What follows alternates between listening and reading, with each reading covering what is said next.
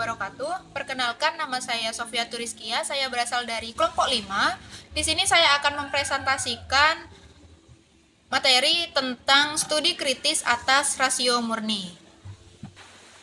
Nah, yang pertama adalah rasio murni, yaitu merujuk pada kemampuan pikiran manusia untuk berpikir secara logis tanpa bergantung pada pengalaman langsung atau emosi. Ini bukan sekedar logika sehari-hari, melainkan cara berpikir murni yang dapat membawa kita pada pengetahuan mendalam, namun juga rentan terhadap kesalahpahaman jika tidak digunakan dengan hati-hati. Nah, banyak sekali filsuf-filsuf terdahulu yang sudah mengkaji tentang ini, yaitu yang pertama Immanuel Kant, filsuf abad ke-18 yang mengorganisir konsep ini. Ia membagi rasio murni menjadi dua bagian, teoritis dan praktis. Teoritis yang mengatur pengalaman melalui kategori seperti sebab akibat, ruang, dan waktu, serta praktis yang berkaitan dengan etika dan kehendak bebas. Nah, tanpa rasio murni, kita tidak dapat memahami dunia secara objektif. Sebagai contoh, ketika kita melihat sebuah apel jatuh dari pohon, rasio murni membantu kita menyimpulkan hukum gravitasi, bukan hanya sebagai kejadian acak. Nah, namun, Kant sendiri juga menekankan bahwa rasio murni memiliki batasan, seringkali terjebak dalam kontradiksi. Nah, ini menjadi dasar bagi kritik-kritik berikutnya. Yang kedua adalah rasio murni sebagai ilusi kekuasaan, yaitu Friedrich Nietzsche pada abad ke-19 memberikan kritik yang tajam. Ia menyatakan bahwa rasio murni bukanlah sesuatu yang netral, melainkan alat yang digunakan masyarakat untuk mengendalikan naluri manusia.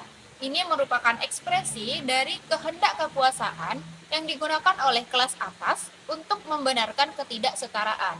Nietzsche juga mengkritik konsep moral seperti baik dan buruk yang ia lihat sebagai konstruksi rasio murni untuk tujuan eksploitasi alam atau ketidakadilan. Dengan demikian, rasio murni dapat berfungsi sebagai alat dominasi, bukan hanya sebagai pencarian pengetahuan. Jika dicontohkan dengan dunia sekarang, mungkin kelas atas yang dimaksud adalah kelas atas yang sudah memiliki jabatan tinggi seperti itu kan rentan tidak peduli dengan ketidaksetaraan ekonomi maupun pendidikan yang berada di kelas bawah. Mereka akan lebih mementingkan dirinya sendiri daripada orang lain seperti itu. Padahal kan mereka sudah mempunyai kuasa, mereka sudah mempunyai cukup uang untuk mengsetarakan itu semua. Cuman memang mereka itu rentan tidak peduli seperti itu. Mungkin itu yang dimaksud oleh Franz Nietzsche itu.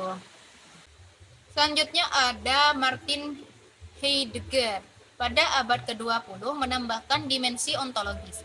Dalam karyanya Being and Time 1927, ia menyatakan bahwa rasio murni dari tradisi Kartesian menjauhkan manusia dari Dasein atau keberadaan otentikita. Rasio murni memandang dunia sebagai objek yang dapat diukur sambil mengabaikan kita sebagai makhluk hidup dalam konteks waktu dan sejarah. Heidegger juga mengkritikkan karena masih terjebak dalam metafisika subjek-objek. Ia mendorong pemikiran meditatif yang holistik. Ini relevan saat ini karena rasio murni dalam AI atau teknologi dapat mengeksploitasi alam tanpa menghormati keberadaan manusia. Seperti yang kita tahu, pada zaman sekarang ini sudah banyak sekali teknologi-teknologi pintar seperti AI yang bisa membantu pekerjaan manusia. Itu kan sudah karena adanya teknologi tersebut, tingkat pekerjaan manusia itu kan berkurang ya, sehingga banyak sekali mungkin seperti guru-guru les gitu ya, itu sudah tidak dibutuhkan lagi karena dengan adanya AI ini semua pekerjaan itu bisa menjadi gampang seperti itu. Yang keempat ada Michel Foucault yang pada abad ke-20 melihat rasio murni sebagai bagian dari biopower, yaitu sistem kekuasaan yang mengatur tubuh dan pikiran melalui pengetahuan.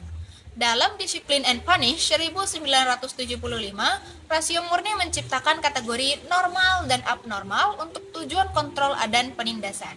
Nah, dalam masyarakat kita, hal ini terlihat dalam psikiatri atau pendidikan yang membentuk individu sesuai standar tertentu. Foucault mengingatkan bahwa pengetahuan selalu terkait dengan kekuasaan dan rasio murni seringkali menjadi alatnya.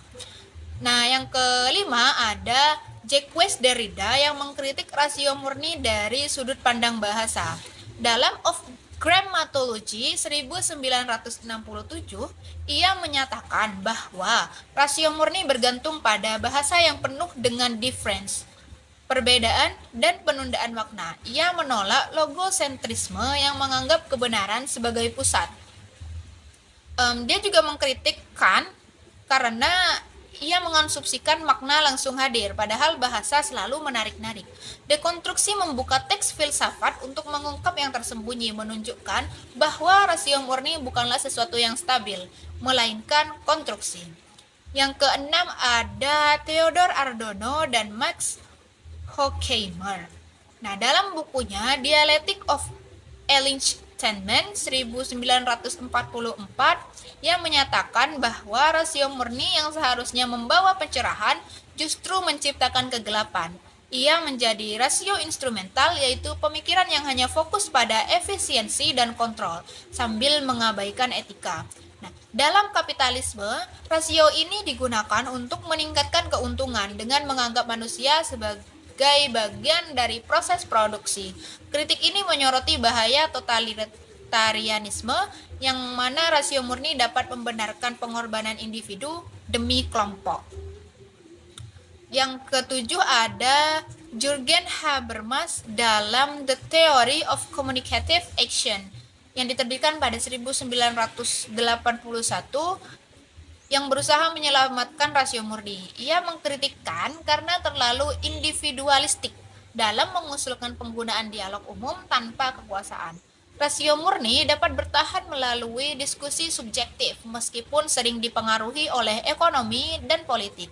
Ia menyarankan agar kita tidak menolaknya sepenuhnya, melainkan memperbaikinya agar lebih inklusif.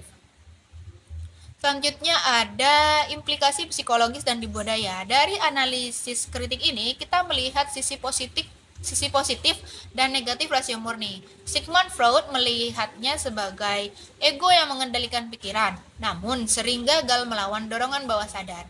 Frantz Fanon melihat rasio barat sebagai alat kolonialisme, dan Donna Haraway dalam A Cyborg Manifesto mengatakan bahwa rasio murni dan institusi dapat bersatu dengan memandang manusia sebagai cyborg, yaitu campuran antara rasio dan teknologi. Nah, secara keseluruhan, rasio murni kuat namun berbahaya, seperti pedang bermata dua. Kita harus waspada dalam penggunaannya. Nah, kesimpulan dari yang saya jelaskan tadi yaitu studi kritis ini menunjukkan bahwa rasio murni penting dalam filsafat dan sains, tetapi memiliki batasan yang dapat menyebabkan kesalahpahaman. Dari Kant hingga Derrida, semua pemikir ini menyatakan bahwa rasio murni perlu dikritisi agar tidak menjadi alat dominasi. Di dunia modern, kita perlu menggabungkan rasio murni dengan etika dan aspek sosial untuk mencapai pengetahuan yang lengkap. Tanpa kritik, rasio ini dapat menghancurkan daripada memajukan.